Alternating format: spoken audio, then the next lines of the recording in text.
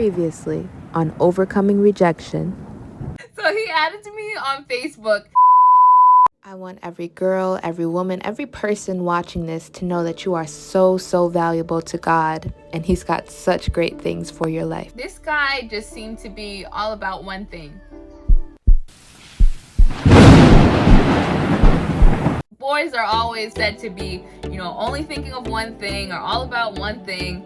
And a lot of them are like that, especially in like middle school, early high school, maybe even towards the end of high school. Some men never grow out of it, but hey. So I believe it's a God-given desire, but outside of the proper confine of a marriage that God has built, it's not good, it's not safe, and it's not God-honoring. So this guy was all about that one thing. He was constantly bringing something up or making a reference to that one thing in our texting or whatever. And I was like, I would entertain it because I like the attention. I like to be able to say I was talking to a guy at that point because I didn't want to be the one person who was like not dating.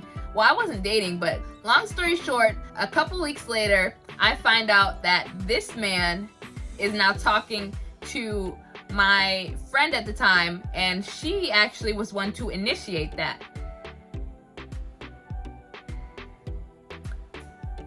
So I was like, I confronted her first. I was like, you're my friend, like this is just a guy, whatever.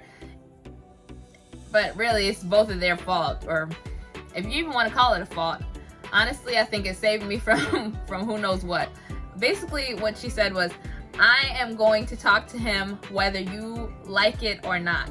No! Or whether you talk to him or not. And I was like, okay, done with that. Moving on.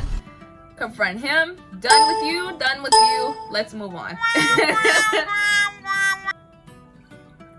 Yeah, I was of the mind that, okay, I'm not going to be sharing somebody. Like, I don't care how insecure I was at that time, how little value or self-worth I had.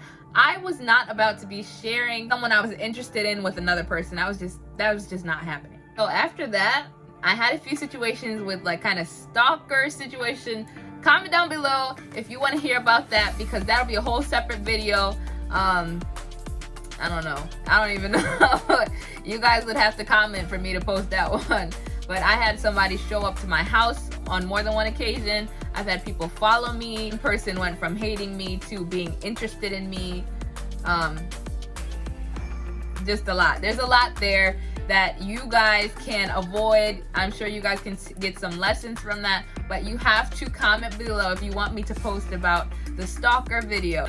Yeah, go ahead and do that now if you want to hear about that. To make a long story short and get to the point on this, basically the rest of my high school career, I was just entertaining people. When attention was coming my way, I was entertaining it without discrimination, unless I was really turned off or like unattracted to a person. If I was like, if I thought it would wreck my social cred or whatever by engaging in conversation or something with a person who was trying to show that they had interest in me or shoot their shot, as they used to say in my day, yeah, I wouldn't talk to those people. But if it was somebody I thought like could help me to maintain my social status or even climb up a little bit, I would entertain those people. By my senior year, the Lord had wrecked my life in the best way possible. I had rid myself of all the people I needed to get rid of in my life. I was no longer talking to boys or having like situationships. I was done with that completely. I was trying to right my wrongs. I was trying to be on good terms with all the people who supposedly had drama with me or whatever in high school, middle school, whatever point. Like, I just wanted everything to be clear. I wanted a clean slate.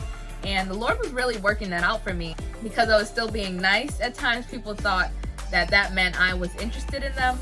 And I was like, it's really hard. Like, you can be a nice person. You can have like the nicest smile. You'll smile at people or be nice to them or personable, and they assume that you like them, and that is not the case.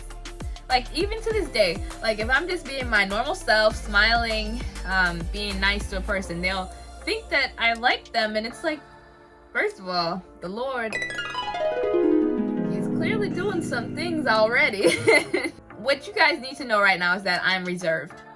I'm reserved, completely reserved. that means that I am not available by any means at all. So you guys are gonna have to wait until the Lord allows me to reveal that kind of information on a social media platform, whether that's here, Instagram, wherever. As of right now, I'm not going to disclose much about that. Like I said, I'm reserved, so please do not hit my DMs. Please do not do any of that stuff. Please do not flirt or do any, like, I'm enjoying what the Lord has me in right now. I don't want to jeopardize what the Lord has for me going forward. Like I said, I said it once, maybe twice, but I'm just gonna say it the third time just to be safe. I'm not available. Not available. Not available. Not available. If I consider myself to be putting myself out there, it's because somebody was already entertaining me. So that's what that was from that point on, after that first incident, as I want to call it. So I put myself out there, but I need to preface it by saying this. Because I was insecure at the time, because I had low self-esteem, and because I wanted to fit in and be like everybody else and be in some sort of relationship, have something going, I reached out because I saw potential to start something, get a running, I don't know, a running dialogue going with somebody that I knew I was not looking to have them in my life for the long run. It was not somebody I wanted to marry or anything like that, or somebody I really wanted to like date openly. Absolutely not. I just wanted to have access to that person in case I was having a period of feeling like, man, I just want to talk to somebody and act like we have a relationship, or I wanted the appearance of a relationship without having a real relationship with that person. And I think it was a very manipulative thing at that point, without me even realizing that it was manipulative for me to try to do that. So I'm very, at this point, to steer clear of that sort of relationship or try to start something manipulative, I will back off completely. I will not even like text certain people if I feel like I'm leading them on, or like I just want to talk to them to like have selfish gain from that person. I draw the line when it comes to that. I don't like to take advantage of people. I don't like to try to be manipulative.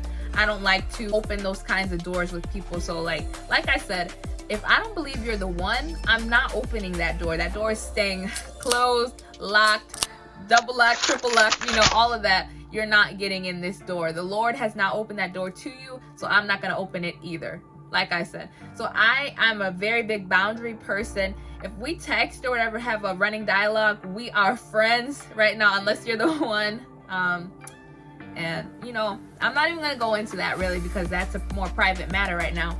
But like I said, I only have those kind of conversations. Like, I can have a long conversation with you, but it's with boundaries set. There's certain things we're not going to talk about, certain times we're not going to talk. I can make a whole video about boundaries, which are still developing and in the works right now, and the Lord is helping me with. But like I said, I'm a different person. The Lord has saved me. That was pre-Jesus. This is post-Jesus, and living in Jesus and having Jesus live in me right now. But what I reached out to do ended up backfiring on me. I knew I was doing something outside of the will of God and even reaching out to that person in that way, and it backfired. It turned into a whole like spiral of drama on social media and in person and in my city. It turned into a very tumultuous situation very quickly. I can't say I regret doing that, because I did learn a lesson from it. I've lived my life past that point, and I thank God for his redemptive power. So basically what happened with that situation was I had opened myself up to something, tried to start something that I knew was against the will of God for my life, even if I was just going to entertain it, and it might have gone further than I wanted to go. The enemy will always try to take you further than you want to go. The enemy plans to do that if he could have, whatever that meant and whatever the extent of it. And I'm not going to tell you all the details, but I'll tell you it ended. I have always been a dreamer. Even when I wasn't wholeheartedly serving Jesus, he's always given me dreams and visions pertaining to things that would take place in my life or in another person's life, to prepare me, or just to, you know, give me a heads up when something's happening or get my attention. So with this particular person, I had a dream. You know, they used to come and speak to me every single day in the hallway of my first period class or something like that. And so I would be out there, and they would always come and speak to me whenever they saw me. So in the dream, I was cleaning out my locker. So that part of the dream, I realized later, let me know the time frame of when this was going to take place, this separation. So I was cleaning out my locker. That meant it was probably June, the end of the year, right? Which that is when it happened. The person comes up and says hi to me like they usually do really quick and then leaves. And then the second part of the dream, I'm still at the locker, and it's like the same thing is happening again, only this time they just walk right past me, which signified to me that, okay, we're no longer on speaking terms. This is completely cut off. And that is exactly what happened. That dream didn't exactly take place like that, but by the end of the year, I was not even on speaking terms with that person anymore. Years later, we became cordial, and I say cordial because it didn't get any further than that. We were not friends. We were not even social media friends, and that is just how the Lord let it to go. I needed that. I stepped out to do something outside of His will, and that's how it ended. It did affect me then, but the Lord has even redeemed that. Thank you, Jesus, for your mercy and grace and favor towards me, your redemptive power. After that, I came to become very close with the Lord. 2 years later, I was like, we're in this, Jesus. I feel like that was a handful, guys. Some even crazier stuff happened once I transitioned from high school into university. So if you guys want to hear all about that, comment down below. Otherwise, this will be the last video in the series, and definitely like this video so it will help with the YouTube algorithm so my videos get more noticed. This video might help more than just you. It might help your cousin, your sister, your friend, like anybody. So definitely like, comment, and remember to subscribe to my channel and click the bell notification so you do not miss any of my videos.